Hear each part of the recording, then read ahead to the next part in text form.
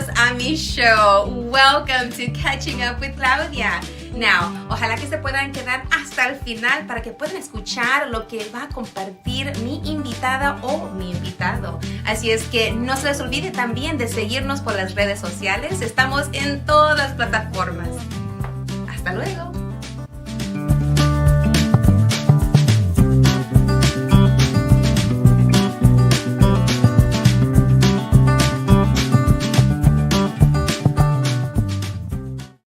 All right. ¿Cómo están todos? Soy la super comadre Claudia de radiocristalusa.com. ¿Cómo están todos? Welcome. How are you doing? Welcome to episode number 326. Oh my God, I can't believe I've been talking this much. And this is season 10. So that means that this is year 10 of me doing this. And number 326, the 326th episode. I can't even believe it. So many numbers. But anyways, welcome. I'm super excited to have you join either through YouTube or through our Facebook pages or where else are we on? Instagram, LinkedIn, Twitter. And we're also online on www.radiocristalusa.com. So many ways you can join us. And, this is a super special day because there is a lot of stuff out there right now. On TV, I think there's something called the State of the Union, which I think I've been skipping for a while because I know what the state is already. I see it and I'm living it. But there's going to be some 2 or 3 hour long union address by the person that's occupying the White House. There were many people going online saying, is there anything else to watch? And I'm like, hey, you can join us today, right now, from 7 to 8. Well, actually, we're starting off early. Because there's so many people that were like, can we watch something else? I'm like, yes, come watch us. Come join La Super Comadre Claudia show because we have an artist, a mental health representative, as well as someone that is running for office. And that's a little bit more interesting. And you know what? After this, if the union is still going on, you can go watch paint dry. You can go outside and watch the grass grow. You can go and wait for your teenagers to come and finally clean their room. I mean, there's so many things you could do. You can watch your food, come take it out of the freezer, your chicken, and watch it thaw out. I mean, there's so many things you could do, right? But anywho, welcome. Welcome to the recording of La Super Comadre Claudia show, the podcast, as well as the live stream. All right, so what have I been up to? Oh my God, so much. But before I get to what's been going on with La Super Comadre, I want to give a proper thank you to my Super Comadre Liliana. If you could just say hello from back there, just saludos de La Super Comadre Liliana, because she is always making sure that things are connected and running. So, unas palabritas de La Super Comadre. Ay, comadre, pues aquí estoy atrás de los micrófonos, atrás de todo, tras las balinas. I'm right here, backstage, trying to make everything run smoothly for you. Thank you so much because of you made this possible. You put this together so that we can connect with the community and build community and share stories and resources. So thank you so much for providing this and for creating this. Thank you for being here. Thank you for your 10th year. I know. I can't believe it. I can't believe we're 10 years old. Let's keep growing. And let's keep growing. All right. So guess what, comadre? Guess what? We're partnering with Univision. Oh, see, what? Are you serious? Aha, that's a surprise for later. I love that. So stay tuned because I tell you, this woman is a connector. She's a doer. She's like, what else? And so, hey, we got a surprise and I can't wait because I'm going to be hearing it too for the first time. And I'm super excited to learn about this surprise. So stay tuned because we have a lot of things that we want to share. But first, before we get going, I just want to officially invite folks that maybe haven't connected with me before. And maybe this is their first time. And I will say, welcome. Maybe we don't see things the same way. Maybe we don't vote the same way. And that's okay because, just come and join and be part of this community. You might take something away, something new. You might see a different point of view. So welcome. And those of you that are here and been here before, welcome back. So a little bit about myself. What do I do? What have I been up to? So I am a mom. I got 2 teenage girls that are growing amazingly. And I just want to say that they are right now at City Hall supporting their friends who are speaking in front of the council. And they're speaking up against the un-American and unconstitutional tactics, um, or approach that ICE is taking. So I am like super proud. And I also want to say that these two little Latinitas have been protesting since about 2016, and they've been, they're like pros. They've been out there. They've seen myself and their dad stand up, march, go and speak, go and protest, go and vote. And so they know what that's about. And to see them over at City Hall today supporting friends that are speaking out against the tactics, and the unconstitutional approach to what ICE is doing to our comunidad, and it's just so heartbreaking. And for them to go and do that, I'm awesome. Another thing that my two girls and their friends did, they got together to coordinate a protest against ICE, and but they were going to walk out of school, but the principal caught wind of it, and you got to do what you got to do, and that's fine. But it didn't stop the kids. They still got together and decided to do it on their day off, on President's Day. And I'm thinking, what better day than President's Day to go and exercise their right to protest these horrible tactics that are being used by ICE. And it's so exciting too, because it's teens looking up from their phones, like looking up from the screens. Well, maybe they saw on the screens what's going on, and great, and they use their phones to organize. But to see them looking up and becoming aware and seeing how this is affecting their communities, their friends, the people that make up the economy of our state and of our nation, like how our comunidad is being affected. It just really, I was in tears and I was moved, because my girls took part of that. It took part of that, protest on President's Day. They used their day off as a day of action.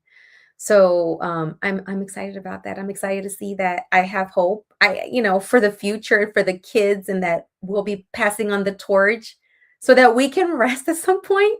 But we got to do what you got to do, and as long as we're raising them up right, in a way that they are thinking about others and thinking about, what can happen or what is happening, and how that not only affects them, but affects the community at large. I think that's a win when they see that they are part of something bigger than themselves. So let's, as parents, as madrinas, as godparents, as aunts, as uncles, as there are children and teenagers looking up to us. What we do and say is what they will do and say. So let's make sure that we are looking and doing according to what is needed. And if someone is hurting, and if someone is being affected in a negative way, that we find a way to make sure that that's not happening, that's being mitigated, taken care of, and that's not happening again. So that's what La Super Comadre has been up to, is supporting her comadritas, her super comadrita daughters, doing the work of being out there and speaking up on others that may not have the ability to speak up because of fear. So that is a little bit about my family, about my girls and what they're up to. And thank you so much for watching. And I'm happy to have you here. One thing I am really big about is community and community building. And this show is all about uplifting and connecting. And if it wasn't for our sponsors, I want to say thank you to our sponsors who make this happen. Everyone from Chris Pignon, who is he does amazing media and photography, to Cookie Face Cosmetics. She makes sure that I get dolled up with my eyelashes and my face, makeup and what have you. There he is, Chris Pignon. And then I also have Ilsa Garcia with Ilsa's Glam Boutique. She was always making sure that I have, jewelry to wear. And then I have Menawake, who is another one of my sponsors, who is this amazing woman who put together a line of products for women going through menopause. And that's me. And y'all have seen it and y'all have heard it, and it's hard. And, and I'm thinking, how how am I supposed to go through menopause during this election and then raising 2 teen girls? I don't know, but thankfully MetaWake is there, and I use some of those products, and yeah. So thank you to my sponsors. Thank you for being there for us, so that we can be there for others in community. All right, so I don't want to spend so much more time on myself, so I'm going to take it over to my first guest, who is also one of my sponsors. And my first guest, it's the art part of today. And I want to bring on Chris Pignon. Where is he? There he is. Woo! Welcome back to my super comadre, Chris Pignon. Well, thank you. Thank you for having me. So, we were talking off camera or off, what do you call recording, earlier, because there's so many methods now that we connect, right? We were talking about like how long I've been doing this. And then I started thinking about the time that you came in person. Ooh, what year was that? That had to have been 2019, if I'm not mistaken. 2009. And we were up there at Pasadena Town Square. Pasadena Town Square. We were in a big studio. And I remember I brought you on because I was like really into your photography. At that time you were doing. Yeah, I was doing a lot of black and white back then. And I used a hashtag called Nor Picture of the Day. Yes. To kind of take on, weather picture of the day, NASA picture of the day. So it was like a black and white picture of the day that I started doing a few years ago. And it's metamorphosized into something completely different now. Yeah. Yeah. You went from Noir Picture of the Day to something that you're going to share. But before we get from that to here to what's on your shirt and what you're about to announce, talk about like, you were listening off camera, off recording, you were saying something about the universe. What has the universe been telling you since 2019, since when we last recorded up until now? What are some of those whispers? Just keep doing what you're doing, essentially. A couple of things occurred this late last year. One of them was what I'm about to share with the film festival. I first attended the Houston Latino Film Festival in, I believe, 2019. And ever since then, I've always told myself there's something I want to submit, but I just never got around to it. And then in August, a chance meeting with somebody who talked me into it. I said, what's holding me back? Ooh. And so I said, I'm going to do it. And my goal was to meet the deadline, which is November 30th. And to have a finished product, to have a finished project. And that was my goal all along, just to submit, and expect the letter. I'm sorry, your project was not accepted. But quite the contrary. I remember getting the email that I read 20 times. And it said, your film has been accepted. And I even did this. I said, there has to be not accepted in there. And I even sent it to a relative. I said, can you read this for me? And in the vast scheme of things, it may not seem that big of a deal to people, but if you're a filmmaker, and it is a big deal. And this festival is becoming more and more well respected around the country and within the film festival community. This is their 10th festival. So wow, that was one of the things. And then even within the project itself, there were just a series of coincidences that occurred. This is the trailer right here for. And if you were not aware with the purpose of the love locks, yeah, let's go ahead and listen to the trailer. Couples real quick come up to this particular bridge. They write their names, a little love message, and the date. They place the lock on the bridge and then toss the key. Are y'all ready to smile?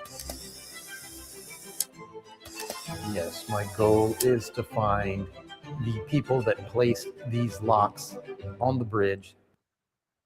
Wow. And okay, tell me the title. And so this is a piece of what you submitted. So what is the title? Why, how did you come up with this project and that turned into this film?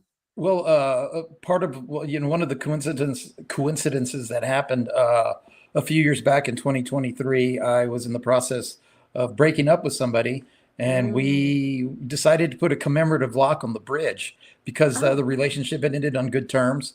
So we said, well, let's go put a lock on the bridge, a bridge where people are probably starting their relationships. They're putting a lock, writing a message and the date, and locking their love in and tossing the key or doing something with the key. And so when we were up there, they happened to be, as that shot you saw, removing the locks. There was a work crew removing the locks. And I was wondering, what are they doing? Why are they removing the locks? So I asked them, I said, why are you removing the locks? And they said, well, they are becoming a safety issue for the bridge. They're compromising the integrity of the bridge because they're very heavy. And so from there, I had the idea for this photography project called The Heavy Burden of Love, which symbolizes, this people's love, and it's very heavy. And as you know, love is not always easy. So the other coincidence, I happened to work for the department that was removing the locks. So I knew who to call to get some of the locks. And so I called, and he said, we've got all these locks in the back of a dump truck waiting for an art project, not my art project, but some other project. So I went and grabbed what I could carry because they're very, very heavy.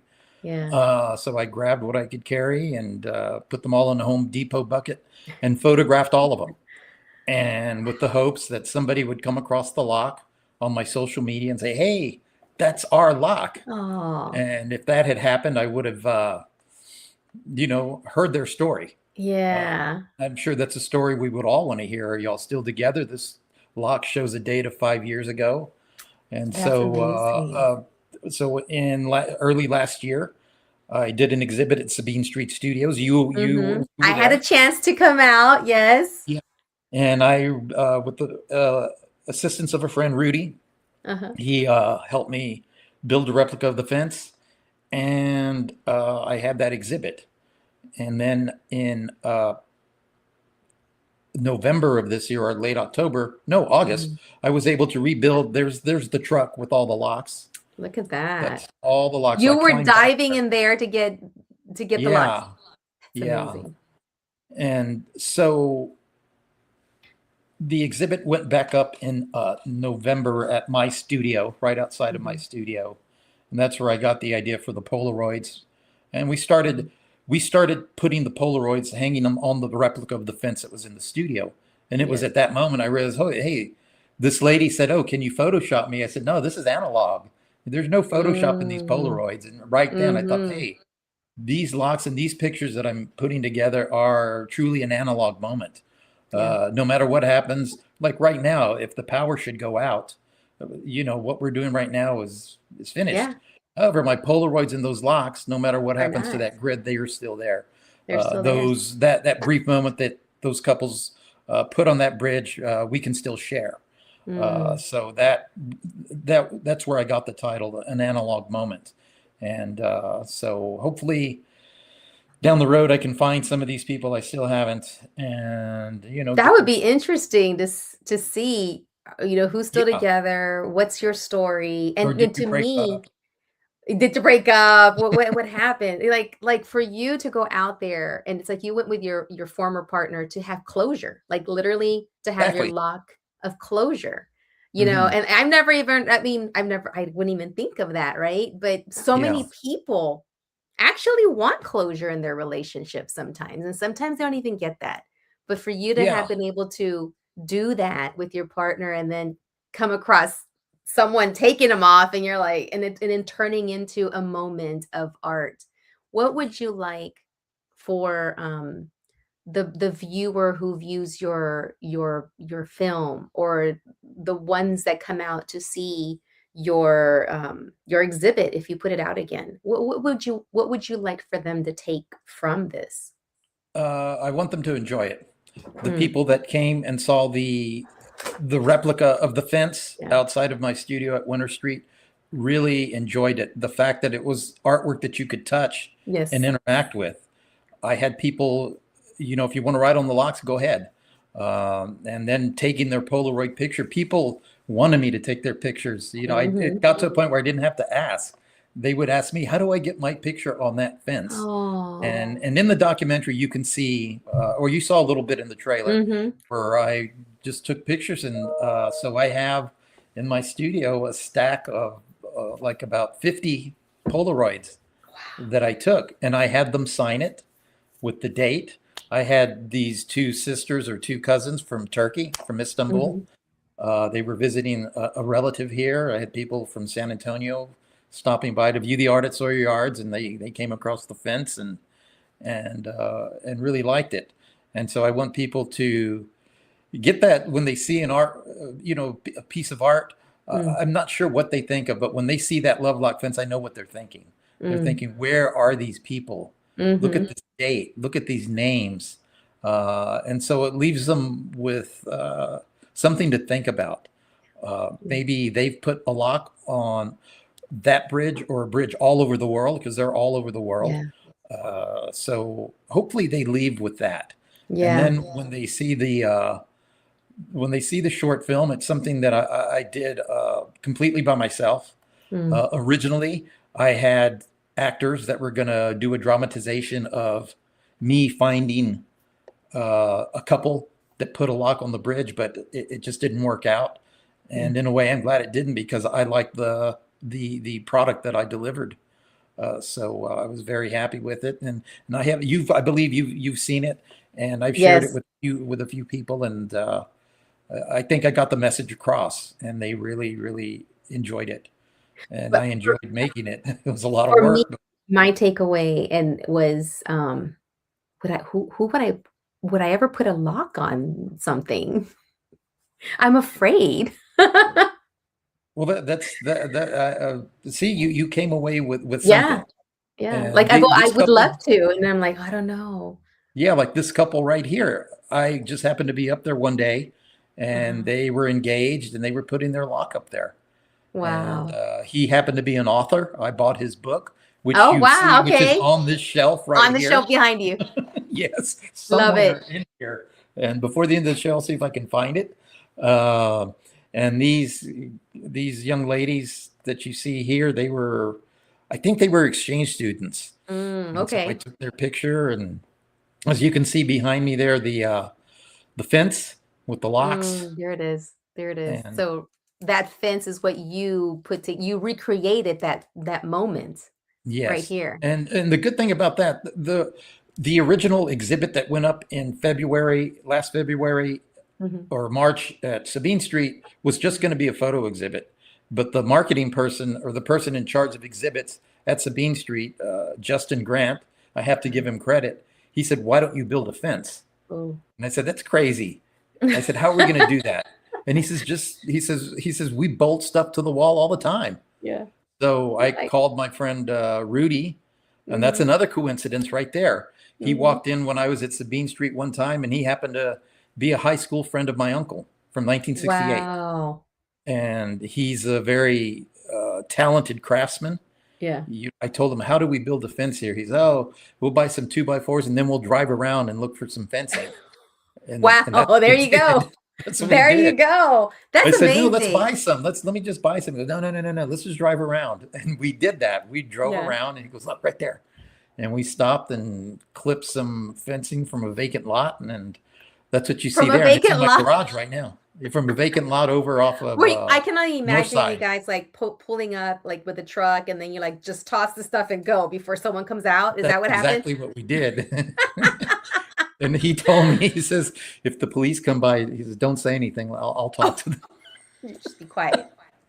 But it was a vacant lot. It was. So we loaded the fencing in the back of the Suburban. I love it. Built it, and so it was a lot of fun. That seemed like a lot of fun. So there was just a lot of stuff that just really worked together. That's amazing, because like you said earlier, the universe sends you those little messages, sends you those people that cross your path for a reason, and then boom, you put it together, and here it is. And a lot of times we don't listen to those messages. For years, I never did. And then when I met that Maria at the Houston Media Conference, for years people have told me, "You need to make a short film." And I said, yeah, but for some reason, the way she said it, I said, you know what? Yeah, I'm going to, or at least I'm going to hit that deadline. Yes. And so had I not gone to that conference, we probably wouldn't be talking today, or we'd be talking about something else. That's amazing. It's amazing how the community, how the universe, you get these connections and you move forward. I mean, I'm still remembering from the time you sat on the couch and you had this idea of having your own studio, your own business, and then from there to here, like you have your own studio now. You have your own business, and now you have a film. So could you please share how can the viewing and the listening audience connect to the Houston Latino Film Festival, which is on your shirt? Another connection that you mentioned before we started recording. I thought this was a shirt given to you, or that you were already promoting. No, I got this a number of years ago. This wasn't the one I got in 2019. That I got this at a different date, and or I may have purchased it at the Houston Media Conference. But you can go to their website. I just checked. The listing, the showing is not listed yet, so I'm not sure what time An Analog Moment will be shown. It's probably in the local segment of the festival. And when does it occur? Yeah, and when? This is from March 18th to March 22nd, 2026. March 18th through March 22nd. And is there a cost? How can people participate? Yes, you can. Okay. There is a 4-day, 5-day pass, I think is what it is. I think it's $60. And a single day pass is, I believe, $14. So it's not very expensive. It's actually quite a deal for $60. For 4 days. You get to see all these films in a nice location. Yeah. Where is it now? It's at Match. At Match. Okay. I remember going to one years ago, and we were watching it from the back of a Tahoe at a Brown and Root. I think they had shut down, and they had converted their parking lot into a movie scene, kind of a cinema with Connex boxes and a big, I don't know, I guess some kind of screen that they hooked up there. But it's evolved so much and it's grown. So I am super excited. So I'm very excited and very honored. Yes, to have been accepted. So anybody that has an idea that they want to work on, you just need to do it. Yeah, just do it. Like you said, just do it. I have a friend in California. He used to work at this marketing firm that bought films from to export to foreign markets. And he told me something that he told me that always stuck with me. He says everybody out here in Los Angeles has a preview reel. He says, those are a dime a dozen. He says what you need to do, no matter how bad it is submit a feature-length film, because it shows that you finished something. He says no matter how bad it is, somebody's going to buy it. That's good advice. Yeah, he said, he told me this last year.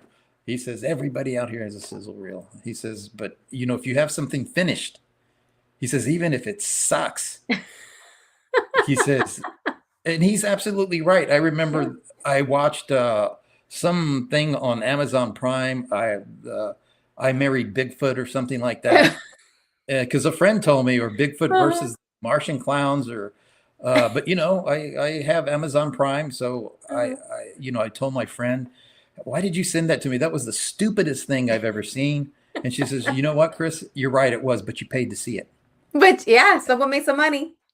She says you sat through it, you paid to see it. So she says that separates that filmmaker from most people. Got it done, you just got to do produced, got to submit it, and someone purchased and watched it. Yeah, I was watching that. I said, that's crazy. Really marry Bigfoot? Tell me later about the Bigfoot and the clowns. But before we get to the Bigfoot and the clowns, like that, I remember.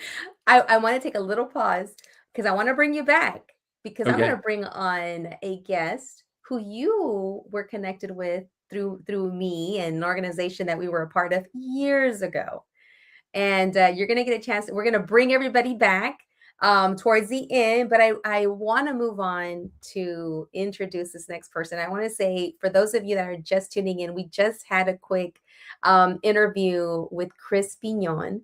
He had a feature that is now going to be part of the Latino Film Festival, which is coming up March the 18th to the 22nd.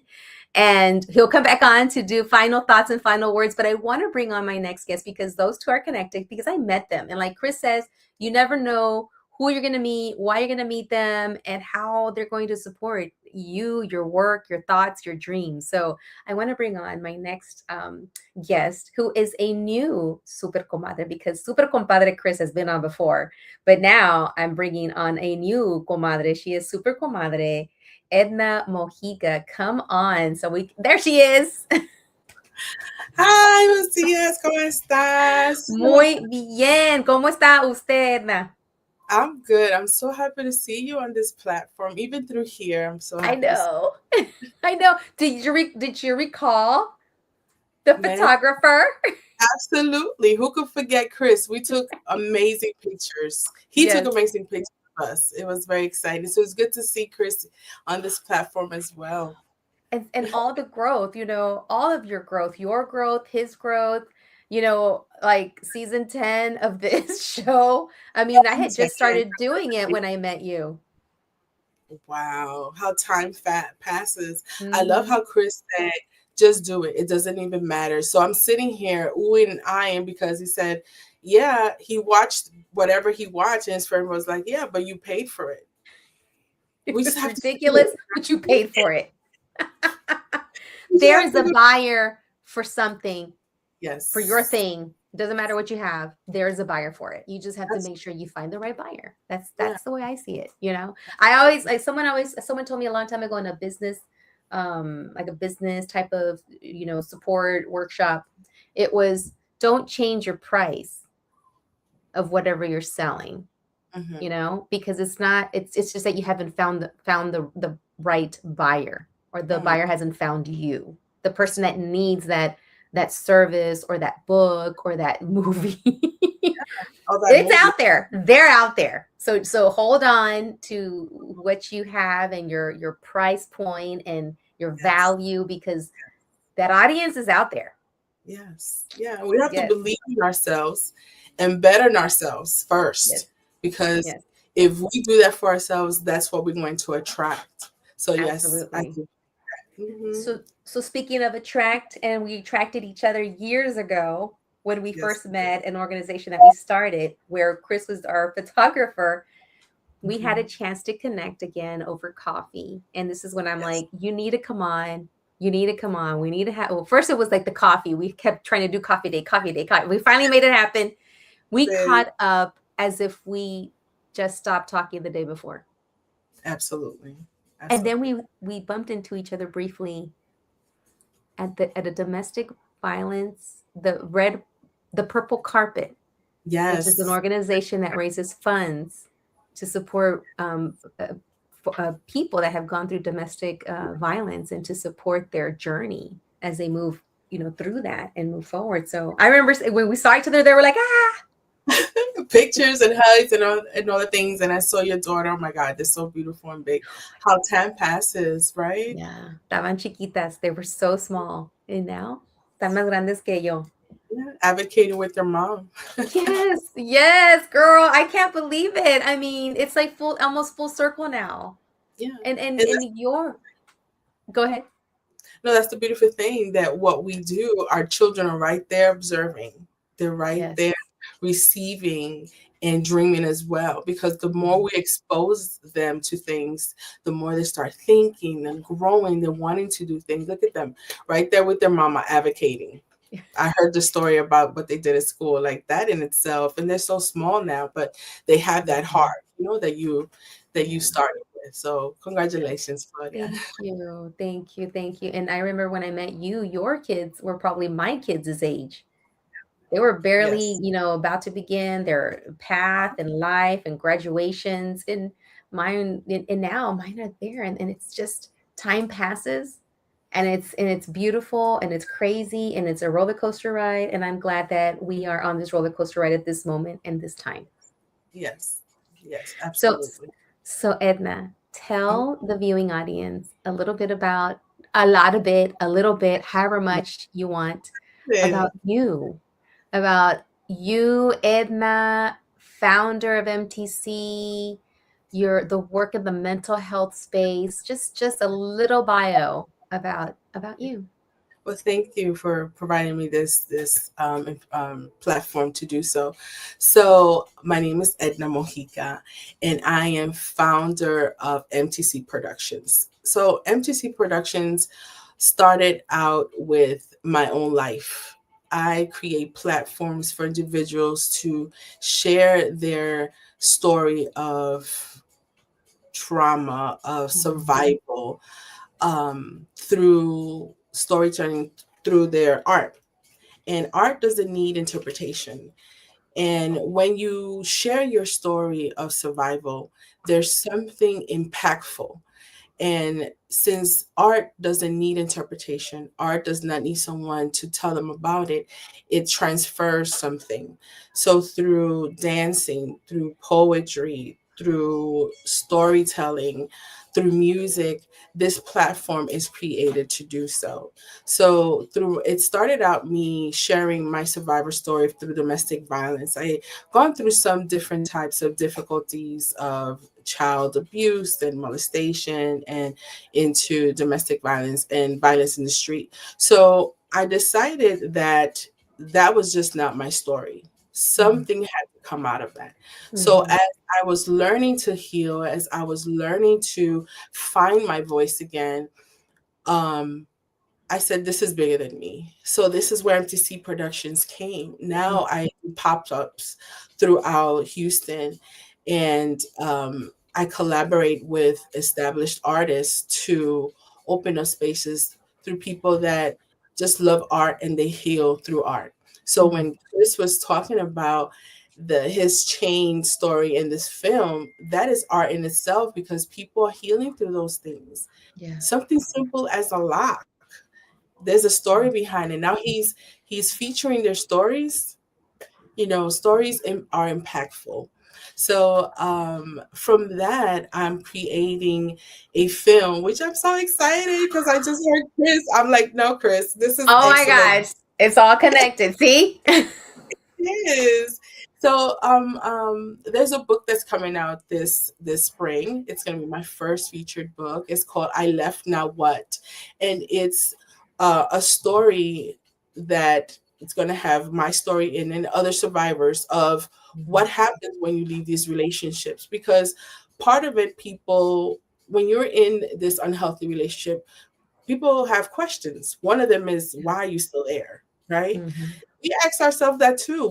There's a lot of us that trying to leave, attempted to leave many times, but there's certain things that keeps us there or keeps us returning. So this book is education for anyone that is leaving, planning to leave, that left, anyone that wants to know what that looks like, anyone that wants to support the person that left, survivors, faith-based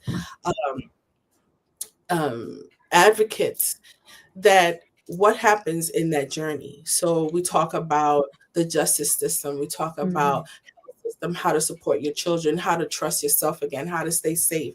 So this book is going to walk anyone through this process, and it's going to have resources, and it's going to be a journal book. And because this is such a lonely space, I'm going to have a podcast for each chapter. And if you don't want to walk it by yourself, if you need a voice, and voices, because it's going to be full of knowledgeable people in episodes, every chapter is going to have an episode that you can listen to as well. And with this podcast, I Left Now What, is going to trickle into the documentary that hopefully it would come out the end of the year. That is a documentary of survivor voices. And we're going to film people's voices. We're going to film their stories. So that in a nutshell is what I'm doing. Wow. So needed, especially because you're bilingual. También se necesita esta voz en la comunidad hispana, los que hablan en español, because especially now, there's so much fear of of asking for help, of going to appointments or therapy, of leaving their spaces because they don't want to get picked up by, I would just say ICE, And yeah, they're afraid. So thank you for continuously step into the arena with your story so that you can elevate and collect other stories so that someone that is going through it can connect, through your book, through your episode, through your podcast, and be able to connect in a way that they feel safe. Yes. And the title of your book, I Left Now What? That's huge, because like you said, there, many people will say, well, how come you didn't leave? And it's not easy. It's not easy. There's so many things. And now on top of what is happening, what's going on, and then add what's happening now in current times, there's another layer as to why many will probably not leave. And we got to make sure that they have some type of safe passage or connection, because they're really afraid to leave. Absolutely. That's why our mental health is so important, because if we don't, first of all, what is mental health? Mm-hmm. Mental health is a state of our emotional, our physical, and our cognitive well-being. It shapes how we think, it regulates our emotions. How do we handle stress? How do we make decisions? How we relate to others? So it's simply the absence of illness. Yeah. It is the presence of resilience. It's clarity, it's self-awareness. So having a strong mental health allows us to respond thoughtfully instead of reacting with our impulses, and maintaining our healthy relationship with people, functioning effectively at work and our community life. So if we are uncertain with this stressful season, which I think we all are, in some part, yes, mental stability protects our physical, it reduces our conflict way of reacting, it strengthens our judgment. So prioritizing our mental health is essential because it directly influences every area of our lives. Okay. I'm going to hold right here with that about mental health and looking at our areas of our life, because there's a lot more I want you to share, but I want to bring on my next guest, because she's waiting in the wings, and we're all going to tie this together. We're going to come together like the Brady Bunch, the way the show starts. But before we talk about that arena, or that subject of taking care of ourselves, what are we doing? What is mental health? How are we? I want to bring on a guest who is actually out there, and we got to make sure she's taking care of herself, because she's out there seeking a position. So I want to bring on my next and final guest, Leticia Gutierrez, who is running for office. Where is she? I thought I saw her. There she is. Hello and welcome. Hola, buenas. ¿Cómo están todos? Thank you so much. Hola, buenas noches. ¿Cómo estás, first of all? Pues I'm okay right now. It's been early voting is in full swing. Mm-hmm. So it's been, difficult to just kind of balance and juggle. But you know how us Latinas do, we're really good at making sure that our families are taken care of, that our work schedule. And so now I'm having to weave in running for congressional office. But thank you for asking me. And I love this topic.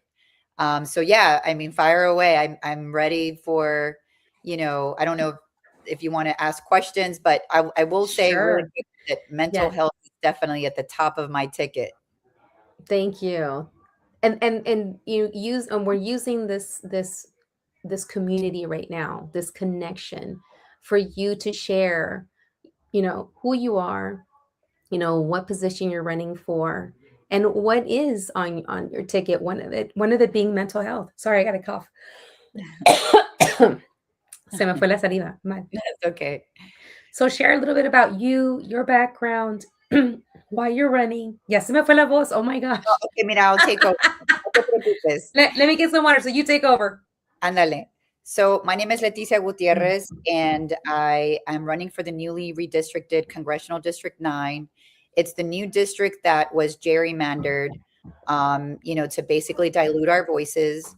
I've been living in this district for over 45 years, and I've been working tirelessly for the last 15 years as it pertains to predominantly children's health, which bleeds into family. And, a lot of the work that I do health wise. And so I was the first one in my family to graduate from college. I went to school for finance and economics, and then I had a couple of kiddos.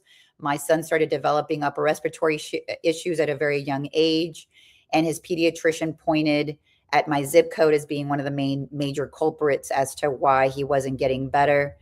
And then I started doing some more digging, and looked at some of the research that had been done, that children living 2 miles or less from the port were 50 times more likely to also develop certain type of leukemias. And so this was very concerning to me. And I'm sure as a mom, my first instinct, anyone's instinct, was to move. However, I decided to stay because I have my parents, all of my tias, mis tios, mis primos, we live within a very short range of each other. And, all of us grew up near the port. And so it was just one of those things where the smells and the things were just a way of life, never really thinking that there was negative health outcomes. So I did a 180 on my career, and I delved into the environmental justice world. And I've been working for a nonprofit organization, Air Alliance Houston, that we're the 501c3, nothing to do with my campaign, of course. However, I've devoted my life to not just, as it pertains to environmental, but a lot of other quality of life issues that impact our children, everything, making sure that we have, a good public school system. I chose to stay here in my community and chose, my children to also attend the same schools that I attended. And so, again, it's important to make sure that not only do we have, access to clean water and clean air, chemicals away from our foods, quality schools, but also mental health. That was something that I didn't learn until very recently, that, having access to mental health resources is, you don't have to have any serious issues, so to speak, for you to seek help. And that can be any sort of help, right? I feel that, as Hispanos, not to paint us with a broad brush, but I feel that we're one of the last groups or demographics that are barely starting to get into the swing of, it's okay to want to seek out a therapist, or, to find someone to kind of sort of talk through some of our issues and our problems. We can't just, like this one comedian said, sana colita, our way through life thinking that things are going to get better if we don't have the resources and the mechanisms necessary to make us whole. So my daughter is actually a senior at U of H right now, and she's studying specifically clinical psychiatry and wanting to do social work predominantly around our Hispanic community, because again, we see a lot of those gaps in our community, and especially in our youth. I can tell you, growing up as an immigrant and, not really knowing how to navigate a lot of the systems, but at the same time, having to navigate my parents, I hear there's another comedian, not that this is all about comedians, but there's this comedian, his name is Felipe Esparza. And he's like, when I was in grade school, the teacher was like, what's 2 + 2? What's 5 + 5? Uh-huh. He was like, how do I file an extension, Oh my gosh. Well, that was my life as well. Till this day, when I go visit my parents, is léeme esta carta, or léeme este mensaje. There's all these phishing schemes, trying to basically scam our elderly and scam those that don't speak English well. So all of that to say that, we want to make sure that our communities are also in the know about what's important to make us whole. And I'm very proud of my daughter, delving into this very important, new chapter in her life. And so I just wish that, I'm hoping that the goal is for me to get into Congress. And that is one of my missions, is to bring more federal dollars into our community to make sure that we do start with youth, that we do have mental health services in school, from grade school to middle to high. And so, that's important for us to be able to succeed. Absolutely. And I'm going to now bring on the rest, our first two guests, because now we're going to do a little connection, a una comunidad, una charla, networking. And so let's bring on Chris Pignon and Edna. So we're now doing the Brady Bunch here. I want you guys to also use this opportunity to network and connect with each other, because I see some stuff already happening. Leticia gets to office. Edna has some stuff already that's already laid out for in the mental health space. We got Chris Pignon, documentary. Edna, Chris Pignon's already in the Latino Film Festival. Leticia, you need some promotional photography. I mean, it's all here. And, but I wanted to take this time just to just be connected with each other and have comunidad here. And I'm going to start off with the question, Edna. What is it that you recommend as we are out here being moms, working, running for office, doing the documentary work, promoting ourselves and the work we do, and navigating voting and the political climate that we are in? What are some strategies or some tips or something that you can share with us and with the listening audience? So, no importa quién está en el gobierno, right? Nosotras como mujeres latinas, como una comunidad latina, seguimos siendo el corazón de nuestra familia y nuestras comunidades. Our responsibility is to protect our mental health, our physical and emotional health. And it doesn't change with election. It doesn't change with who's on there. I think for us, setting boundaries vale que una discusión política doesn't come in between, right? Sometimes political conversations is very stressful. When we see our things on the TV, sometimes it's stressful. Every time we're scrolling, something pops out. So I think our peace of mind is so important. Our emotional health is so important. So we have to watch the way we're feeling. What does that look like? When we're overthinking things, probably when our bodies are reacting to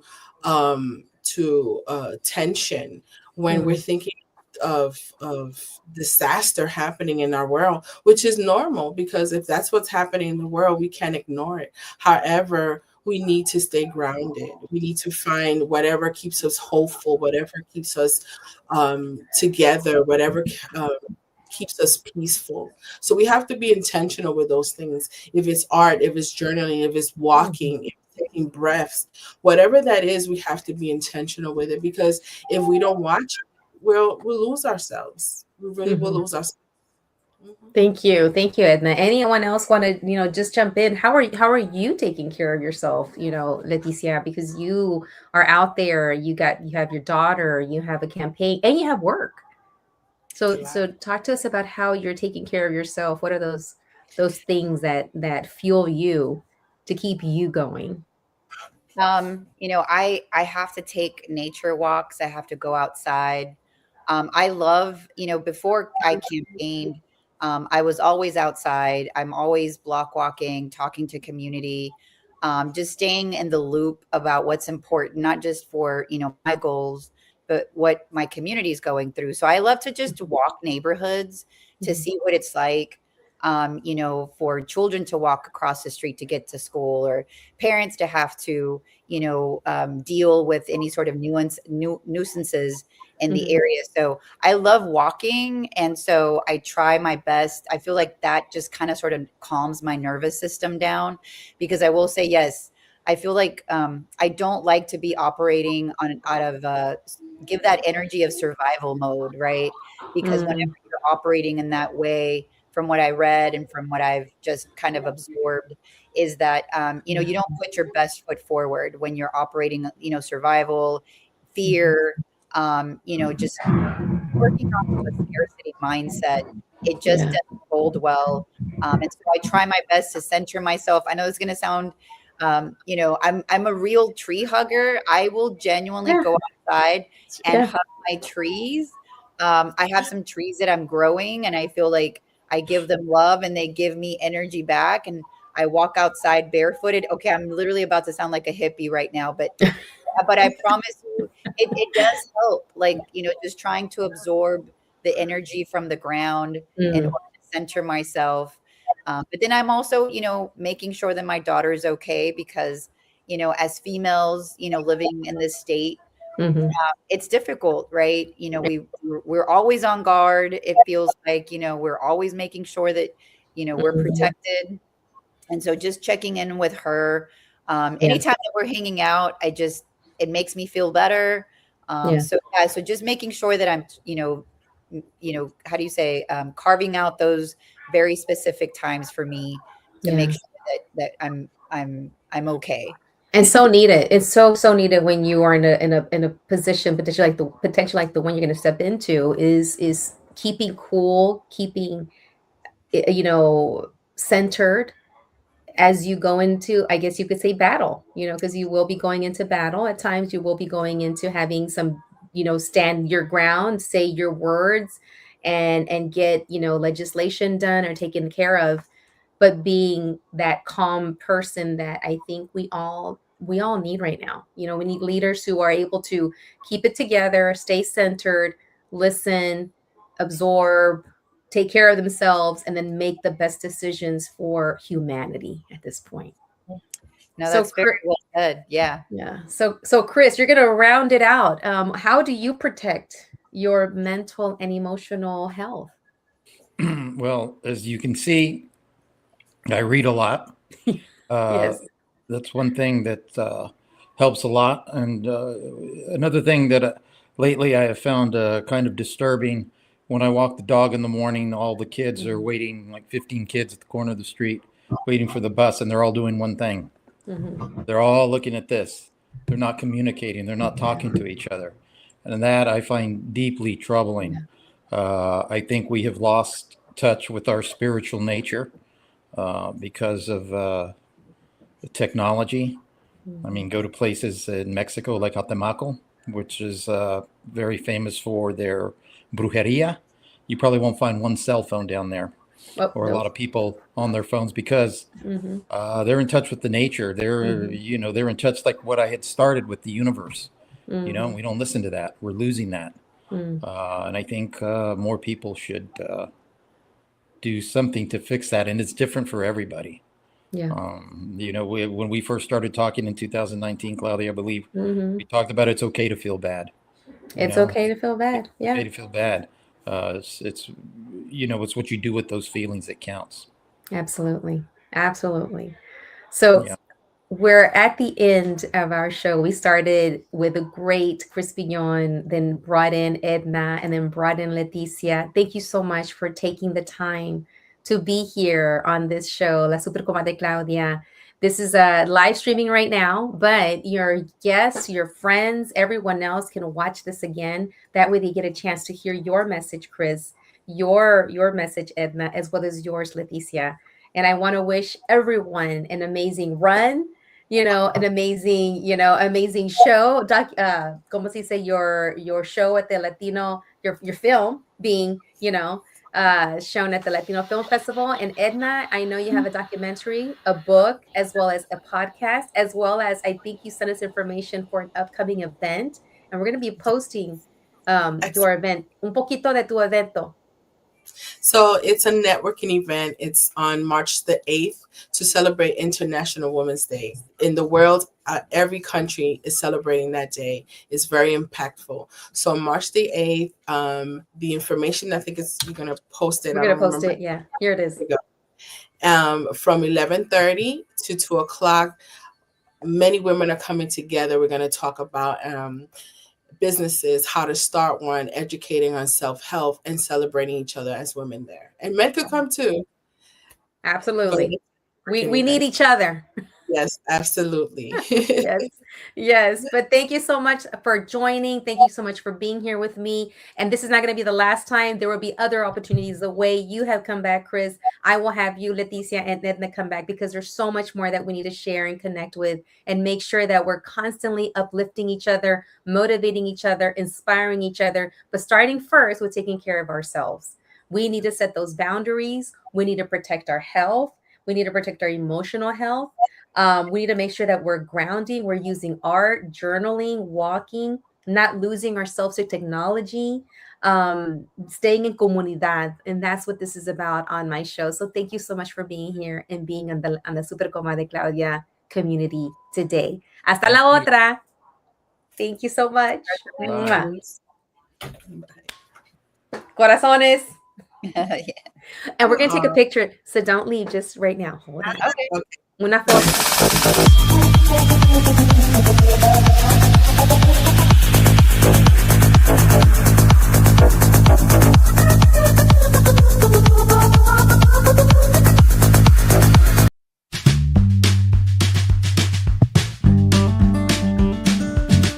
Gracias por haber estado aquí en el show Catching Up with Claudia. ¿Tan tan? ¿Ya terminamos? Okay, bye.